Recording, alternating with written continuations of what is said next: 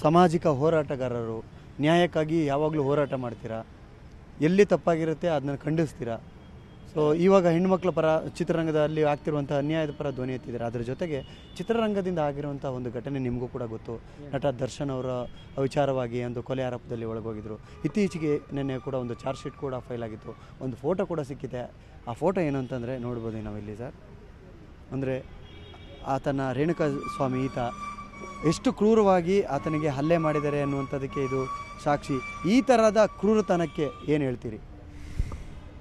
ಇದು ಭಾಳ ನೋವಾಗತ್ತೆ. ಇದು ಭಾಳ ಹೀನಾಯವಾದ ಭೀಕರವಾದ ಒಂದು ವಿಚಾರ. ಇದು ಕನ್ನಡ ಚಿತ್ರರಂಗ ಅಷ್ಟೇ ಅಲ್ಲ, ದೇಶದಲ್ಲಿ ಪ್ರತಿಯೊಬ್ಬ ಮನುಷ್ಯ ಇದನ್ನು ಈ ಒಂದು ಘಟನೆ ಭಾಳ ನೋವಿಂದ ಖಂಡಿಸ್ತಿದ್ದಾರೆ. ರೇಣುಕಾಸ್ವಾಮಿ ಫ್ಯಾಮಿಲಿಗೆ ಸಂತಾಪ ಸೂಚಿಸೋ ರೀತಿಯಲ್ಲಿ ಬೆಂಬಲವಾಗಿ ನಿಂತಿದ್ದಾರೆ. ಪೊಲೀಸ್ ವ್ಯವಸ್ಥೆಯೂ ಕೂಡ ಸರ್ಕಾರನೂ ಕೂಡ ಇದರ ಮೇಲೆ ಎಲ್ಲ ಕ್ಯಾಮ್ರಾಗಳಿದೆ, ಎಲ್ಲರ ಕಣ್ಣು ಇದೆ, ಎಲ್ಲರ ಗಮನವೂ ಇದೆ ಅಂತ 4000 ಪೇಜ್ ಚಾರ್ಜ್ ಶೀಟ್ ಫೈಲ್ ಮಾಡಿ ಇದನ್ನು ಸೀರಿಯಸ್ ಆಗಿ ತೊಗೊತಾ ಇದ್ದಾರೆ. ಇಲ್ಲಿ ಯಾವ ಇನ್ಫ್ಲೂಯೆನ್ಸಿಂದ ಪರನೂ ವಿರೋಧನ ಆಗಬಾರ್ದು, ಸಾಕ್ಷ್ಯಾಧಾರರಿಂದ ನ್ಯಾಯ ಬರಬೇಕು ಅಂತ ನಿಂತಿದ್ದಾರೆ. ಇದು ಒಳ್ಳೆ ಬೆಳವಣಿಗೆ.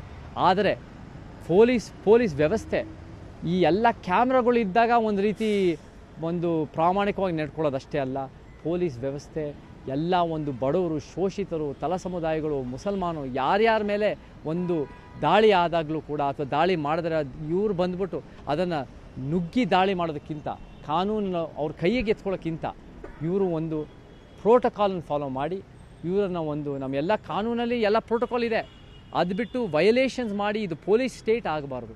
ನಮಗೆ ಒಂದು ಘಟನೆ ಇತ್ತೀಚೆಗಾಗಿದೆ. ಅವರು ನಮ್ಮ ಸೈದ್ಧಾಂತಿಕ ವಿರೋಧಿಗಳೇ ಆಗಿರ್ಬೋದು. ಅವ್ರ ಮೇಲೆ ಆರೋಪ ಏನಂದರೆ ಪೊಲೀಸವರು ಬಟ್ಟೆ ಬಿಚ್ಚಿ ಓಡಿಸಿದ್ದಾರೆ. ಅದೇ ಪೊಲೀಸರು ನನ್ನನ್ನು ಕೂಡ ನಂದೇನೇ ಇರಲಿ ನಂದು ಹೇಳ್ಕೊಳಕ್ಕೆ ನನಗೆ ಇಷ್ಟ ಇಲ್ಲ, ಆದರೆ ನಮ್ಮನ್ನು 10 ಗಂಟೆ ಕಾಲ ನಮ್ಮನ್ನು ಯಾವ ಕಂಪ್ಲೇಂಟ್ ಇಲ್ಲದೆ ಯಾವ ವಾರೆಂಟ್ ಇಲ್ಲದೆ ಮನೇಲಿ ಕಿತ್ಬಿಟ್ಟು ಕಿಡ್ನ್ಯಾಪ್ ಮಾಡಿರೋ ಅದೇ ವ್ಯಕ್ತಿ. ಈ ವ್ಯಕ್ತಿಗಳು ಏನಾಗ್ಬಿಡುತ್ತೆ, ಇವರೆಲ್ಲ ಸರ್ಕಾರದ ಒಂದು ಅಂಗ ಆಗಿ ಸರ್ಕಾರ ಹೆಂಗೆ ಬೇಕಾದರೂ ಒಂದು ಜನರ ಮೇಲೆ ದಾಳಿ ಮಾಡ್ಬೋದು, ಅವ್ರ ಸೈದ್ಧಾಂತಿಕ ಪ್ರಶ್ನೆ ಮಾಡೋರನ್ನೆಲ್ಲ ದಾಳಿ ಮಾಡ್ಬೋದು ಅನ್ನೋದನ್ನು ಪೊಲೀಸ್ ವ್ಯವಸ್ಥೆ ಉಪಯೋಗಿಸಬಾರ್ದು. ಯಾರಿಗೇ ಪೊಲೀಸ್ ಅನ್ಯಾಯ ಮಾಡಿದ್ರು ಕೂಡ ಅದು ನಮ್ಮ ಸಮಾಜ ಖಂಡಿಸಬೇಕು. ನಮ್ಮ ಸಿದ್ಧಾಂತದವ್ರು ಮಾಡಿದ್ರೆ ತಪ್ಪು, ಬೇರೆ ಸಿದ್ಧಾಂತ ಮಾಡಿದ್ರೆ ತಪ್ಪಲ್ಲ ಅಂತ ಅಲ್ಲ. ಪೊಲೀಸ್ ವ್ಯವಸ್ಥೆ ಅದಕ್ಕೆ ಎಲ್ಲರಿಗೂ ಕಾನ್ಸ್ಟಿಟ್ಯೂಷನಲ್ ರೈಟ್ಸ್ ಇದೆ. ನಾವೇನಾದ್ರು ತಪ್ಪು ಮಾಡಿದ್ರೆ ನಮಗೆ ಶಿಕ್ಷೆ ಆಗಲಿ. ಆದರೆ ನೀವು ಕೈಗೆ ತುಂಬಿಟ್ಟು ಬಟ್ಟೆ ಬಿಚ್ಚು ಒಡಿಸಿ ಬಾಯಿಗೆ ಬಂದು ಮಾತಾಡಿದ್ರೆ ನಾವು ಖಂಡಿತ ನಾವು ಯಾರೇ ಇದ್ರೂ ನಾವು ಆ ಅನ್ಯಾಯನ ಖಂಡಿಸ್ತೀವಿ ಅಂತ ನಾನು ಹೆಮ್ಮೆಯಿಂದ ಹೇಳ್ತೀನಿ. ಈ ಫೋಟೋ ನೋಡ್ತಾ ಇದ್ರೆ ಸರ್, ಎಷ್ಟು ಚಿತ್ರಹಿಂಸೆ ಕೊಟ್ಟಿರೋ, ಕೈ ಮುಗಿದು ಬೇಡಿದರೂ ಕೂಡ ಬಿಟ್ಟಿಲ್ಲ.